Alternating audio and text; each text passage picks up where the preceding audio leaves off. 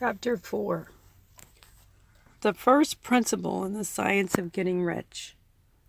Thought is the only power which can produce tangible riches from the formless stuff. From the formless substance. The stuff from which all things are made is a substance which thinks, and a thought of form in this substance produces the form. Original substance moves according to its thoughts.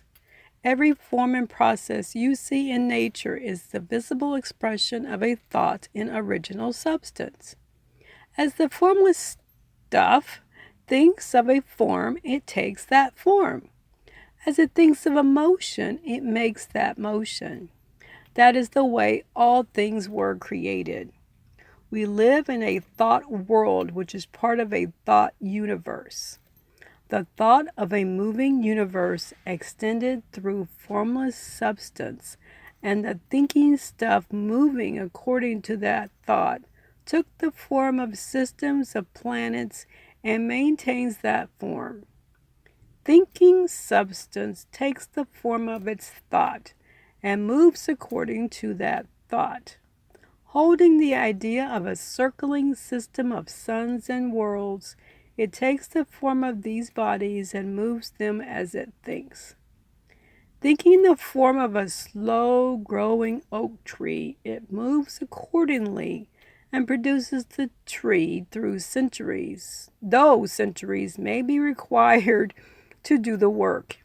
In creating the formless seems to move according to the lines of motion it has established.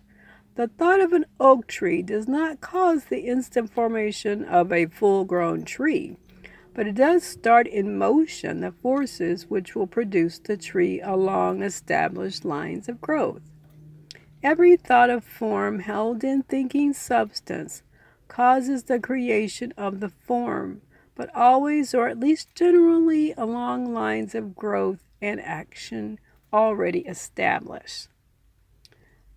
Okay, so that's interesting because he may mention it later, but the more modern interpretation of that is when they tell you in these classes about how the way you think affects the things that happen. So when you try to change your thought from a certain pattern of thinking, it takes a while to catch up. Sometimes it could just be a matter of money. It could just be a matter of a lot of things coming together to make the change. So it's not like, obviously not always instant. And so I just occurred to me the lines of thinking as what he's talking about here with the tree having to grow to be a big tree. Okay. The thought of a house of a certain construction, if it were impressed upon formless substance, might not cause the instant formation of the house, but it would cause the turning of creative energies already working in trade and commerce into such channels as to result in the speedy building of the house. And if there were no existing channels through which the creative energy could work, then the house would be formed directly from primal substance without waiting for the slow process of the organic and inorganic world. No thought of form can be impressed upon original substance without causing the creation of that form. So we need to understand this thought, whether we consider it a positive or a negative thought, begins to be created when the thought occurs. So as I'm always saying, watch your thoughts. Man is a thinking center and can originate thought. All the forms that man fashions with his hands must first exist in his thought. He cannot shape a thing until he has thought that thing. And so far man has confined his efforts wholly to the work of his hands. He has applied manual labor to the world of forms, seeking to change or modify those already existing. Now, he's talking about manual labor, but in the world of technology, no. Manual labor can also be digital labor. I just thought I'd mention that. Okay, he has never thought of trying to cause the creation of new forms by impressing his thoughts upon formless substance. I'm going to reread that since I put my thought into it. And so far, man has confined his efforts wholly to the work of his hands. He has applied manual labor to the world of form, seeking to change or modify those already existing. He has never thought of trying to cause the creation of new forms by impressing his thoughts upon formless substance. When man has a thought form, he takes materials from the forms of nature and makes an image of the form which is in his mind. He has so far made little or no effort to cooperate with formless intelligence to work with the Father. He has not dreamed that he can do what he sees the Father doing. Man reshapes and modifies existing forms by manual labor. He has given no attention to the question whether he may not produce things from formless substance by communicating his thoughts to it. We propose to prove that he may do so, to prove that any man or woman may do so, and to show how. As our first step, we must lay down three fundamental propositions. Number one, we assert that there is one original formless stuff or substance from which all things are made. All the seemingly many elements are but different presentations of one element. All the many forms found in organic and inorganic nature are but different shapes made from the same stuff. And this stuff is thinking stuff. A thought held in it produces the form of the thought. Thought in thinking substance produces shapes. Man is a thinking center capable of original thought. If man can communicate his thought to original thinking substance, he can cause the creation or formation of the thing he thinks about. To summarize this, there is a thinking stuff from which all things are made, and which, in its original state, permeates, penetrates, and fills the interspaces of the universe. A thought in this substance produces the thing that is imagined by the thought.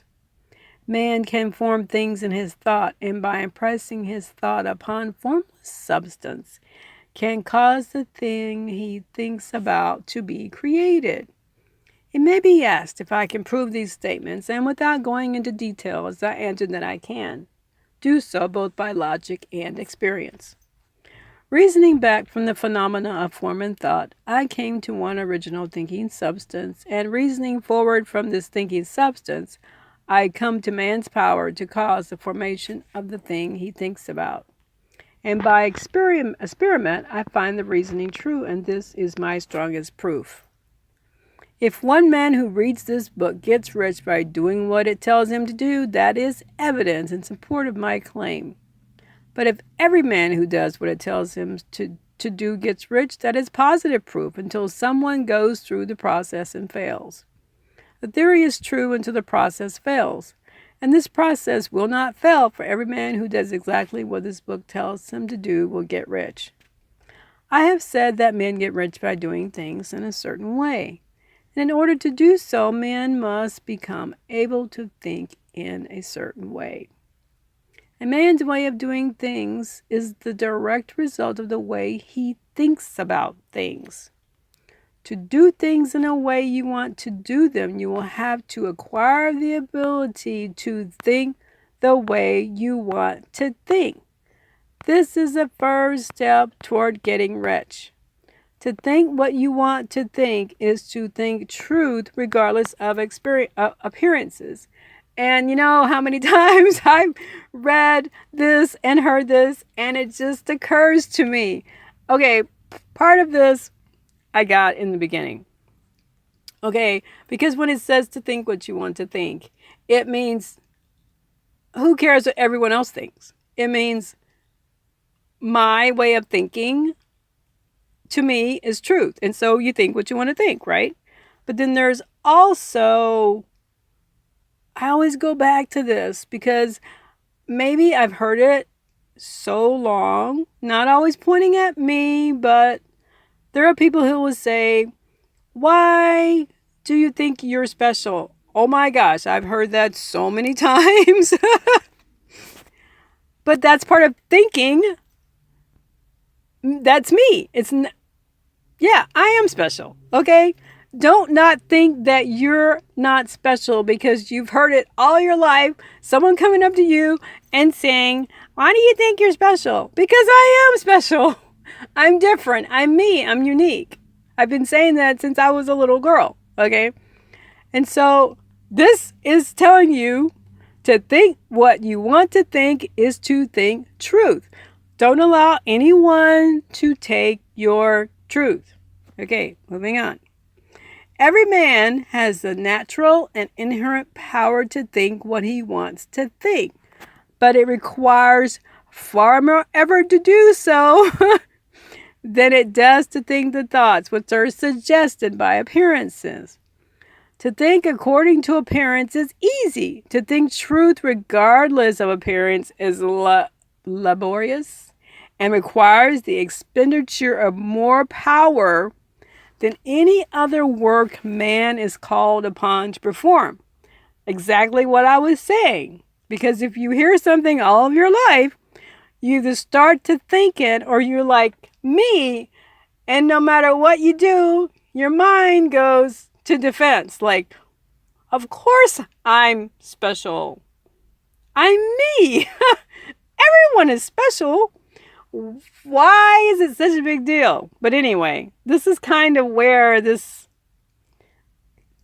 leads me to. Let it go. Let it go. That is the labor of our life. To understand that we are special no matter what is put upon us by others who don't understand that they are special too. Okay.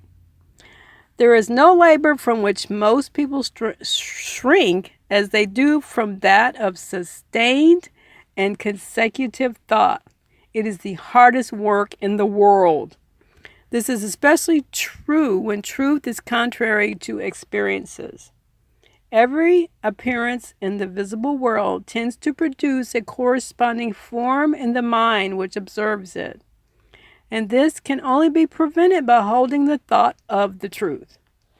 To look upon the appearance of disease will produce the form of disease in your own mind and ultimately in your body, unless you hold the thought of the truth, which is that there is no disease. It is only an appearance, and the reality is health. We are health and abundance. We are health and abundance. I'm just saying this because a lot of these diseases are not even diseases. They're just a lack of they're just a lack of proper food. Okay. To think health when surrounded by the appearance of disease, or to think riches when in the midst of appearances of poverty, requires power. He who acquires this power becomes a mastermind. He can conquer fate. He can have whatever he wants. Don't you want to be that mastermind? You are the mastermind. You just have to bring it out. This power can only be acquired by getting hold of the basic fact which is behind all appearances, and that fact is that there is one thinking substance from which and by which all things are made. Then we must grasp the truth that every thought held in this substance becomes a form, and that man can so impress his thoughts upon it as to cause them to take form and become visible things. Sorry, I get so excited. When we realize this, we lose all doubt and fear, for we know that we can create what we want to create. We can get what we want to have and can become what we want to be. As a first step toward getting rich, you must believe the 3 fundamental statements given previously in this chapter. And in order to emphasize them, I will repeat them here. There is a thinking stuff from which all things are made, and which in its original state permeates, penetrates, and fills the interspaces of the universe. A thought in this substance produces the thing that is imaged by the thought. Man can form things in his thought, and by impressing his thought upon formless substance, can cause the thing he thinks about to be created. You must lay aside all other concepts of the universe than this monistic one, and you must dwell upon this until it is fixed in your mind and has become your habitual thought. Read these creed statements over and over again. Fix every word upon your memory and meditate upon them until you firmly believe what they say. If a doubt comes to you, cast it aside as a sin. Do not listen to arguments against this idea. Do not go to churches or lectures where a contrary concept of things is taught or preached. Do not read magazines or books which teach a different idea. If you get mixed up in your faith, all your efforts will be in vain. Do not ask why these things are true, nor speculate as to how they can be true. Simply take them on trust. The science of getting rich begins with the absolute acceptance of this faith.